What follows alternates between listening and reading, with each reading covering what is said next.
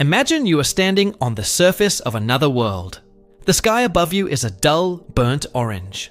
The air around you is so thick, it feels like standing at the bottom of an ocean instead of on solid ground. Your instruments flash one terrifying number: 465 degrees Celsius, hot enough to melt lead. You have just landed on Venus, and you have less than 1 hour to live. From millions of kilometers away, Venus looks beautiful. It shines brighter than every star except the moon, glowing softly in our skies as the morning star and the evening star. Ancient civilizations admired it. Poets celebrated it. For centuries, scientists wondered if those bright clouds were hiding forests, oceans, and perhaps another version of Earth. At first glance, the idea makes sense. Venus is almost the same size as Earth. It has nearly the same mass. It sits relatively close to our planet in the solar system. It seems as if the universe created two twin worlds, separated only by distance. But that illusion lasts only until you arrive. Because beneath those bright clouds, there are no oceans, no forests, no blue skies waiting to be discovered. The clouds above you are filled with sulfuric acid. The atmosphere is almost entirely carbon dioxide. The ground beneath your feet is hot enough to glow inside industrial furnaces. This is not Earth's twin. This is the closest thing our solar system has to hell. And your nightmare is only beginning. Even if somehow your suit could block the incredible heat, something else reaches you first. The atmosphere presses against your body with unimaginable force. Venus has a surface pressure 92 times greater than Earth's. Imagine diving almost 1 kilometer beneath the ocean. That crushing weight surrounding a submarine is almost exactly what Venus pushes onto everything sitting on its surface. Submarines survive because they are built from thick, reinforced steel. Your body is not. Every breath becomes impossible. Every movement feels heavier than the last. Your chest struggles against an invisible wall that never stops squeezing. But strangely enough, that crushing pressure still isn't what kills you first. What kills you first is the heat. Venus is the hottest planet in the entire solar system. Not Mercury, even though Mercury is much closer to the Sun. That surprises almost everyone. The reason is simple, but terrifying. Venus wrapped itself in an atmosphere so thick that heat can enter, but almost none of it can escape. Carbon dioxide traps the sun's energy again and again, creating a runaway greenhouse effect that has continued for billions of years. The result is a planet that never cools down. The surface remains around 465 degrees Celsius, whether it's day or night, near the equator or close to the poles. There is no winter, no cold morning, no refreshing breeze. Every direction is equally deadly. You cannot hide from it. There is no cave cold enough to protect you. No mountain high enough to escape it. No shadow that offers relief. The entire planet has become one enormous furnace. Within seconds, the extreme temperature begins attacking everything around you.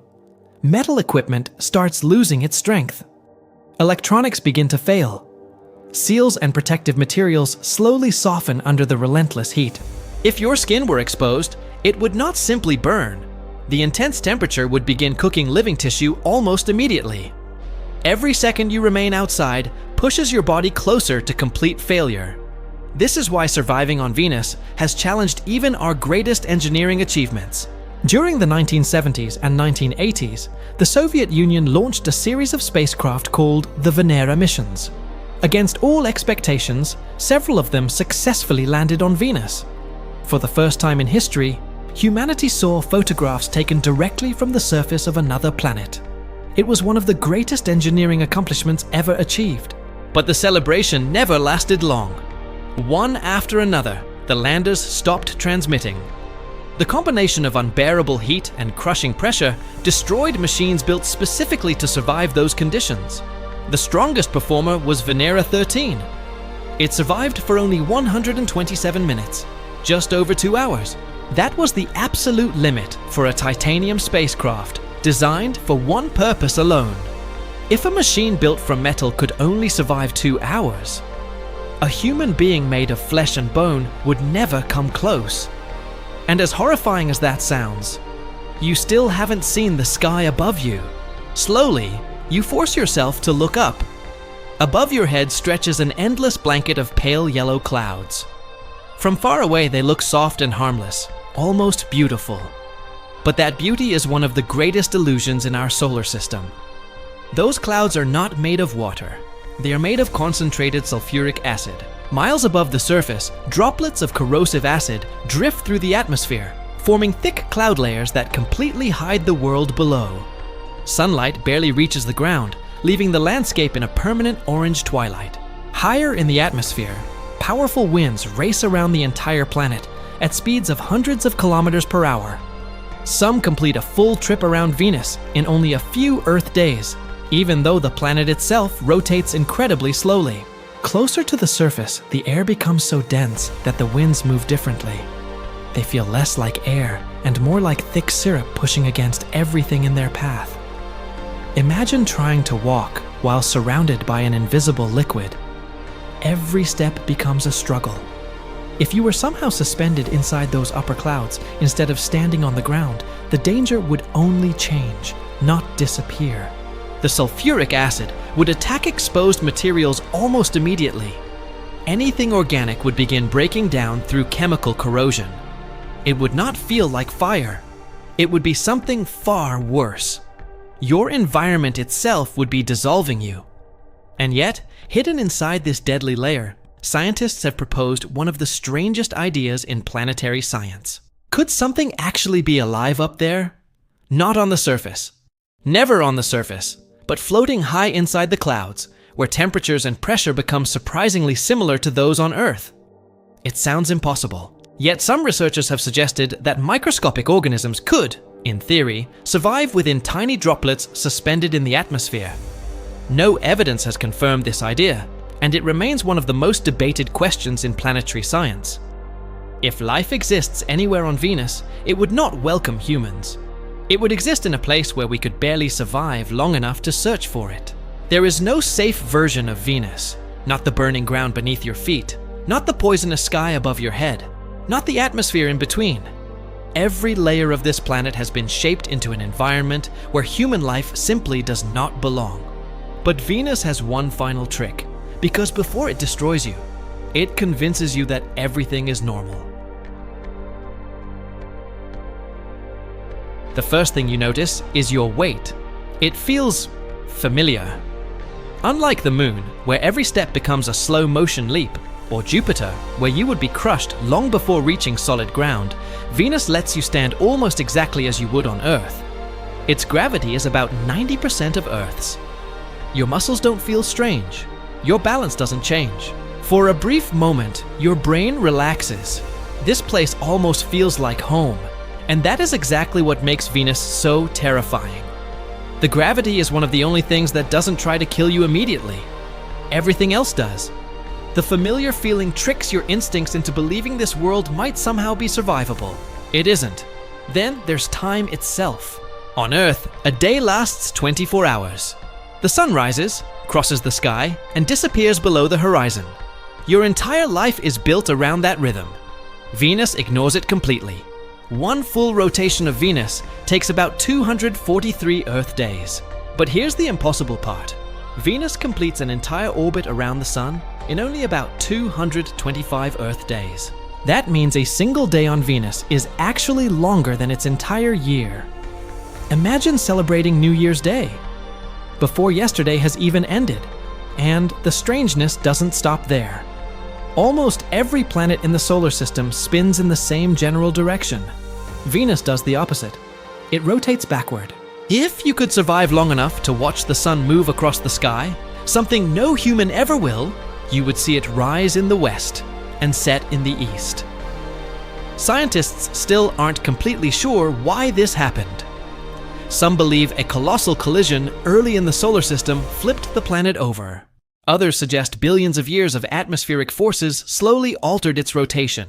The truth remains uncertain. Venus keeps its secrets well. But perhaps the greatest mystery isn't how the planet spins. It's what might be hiding inside those endless clouds. In 2020, astronomers announced something extraordinary. They believed they had detected phosphine gas high in Venus's atmosphere. On Earth, phosphine is usually associated with biological activity or specialized industrial processes. For a brief moment, the scientific world was stunned. Had we just discovered the first possible sign of life beyond Earth? Headlines spread across the globe. Excitement exploded. Then the debate began. Some researchers argued the signal was real. Others questioned the observations, the data processing, and the interpretation itself. Years later, the mystery remains unresolved. And sometimes, the most frightening discoveries are the ones that refuse to give us an answer. That uncertainty is what makes Venus so unsettling. It is one of the closest planets to Earth. On some nights, you can see it shining with your own eyes. And yet, despite decades of exploration, it remains one of the most mysterious worlds in the solar system. We cannot see its surface with ordinary cameras because the clouds never break apart. Instead, scientists have mapped the planet using radar, revealing vast volcanic plains, towering mountains, and landscapes that may still be geologically active today. Every mission to Venus has taught us something, but every mission has also reminded us how little time we have there. The planet destroys our spacecraft in hours. For humans, survival would likely be measured in moments. Now picture yourself there one last time. The pressure is crushing your body from every direction. The heat is turning the air around you into an oven. The ground beneath your feet is hot enough to melt lead. Above you, clouds of sulfuric acid circle a world locked inside an endless greenhouse nightmare. There was never a version of this story where you walked away. Not with stronger muscles, not with better luck. Not even with today's most advanced technology. Venus doesn't simply reject human life. It erases every possibility of it. But perhaps the most chilling part isn't that Venus is deadly. It's that it may not always have been. Many planetary scientists think Venus could have once possessed oceans of liquid water billions of years ago. A world that may have looked surprisingly similar to the young Earth. Then something changed. As the atmosphere filled with greenhouse gases, temperatures climbed higher and higher until the oceans vanished forever. The planet crossed a point of no return, becoming the inferno we see today. That is why Venus is more than just another planet. It is a warning written across an entire world. A reminder that even planets can change beyond recognition. The universe was never designed for comfort. It was never designed for us. And Venus, glowing peacefully in our night sky, hides one final truth. Sometimes the most beautiful worlds are the most terrifying places you'll never survive.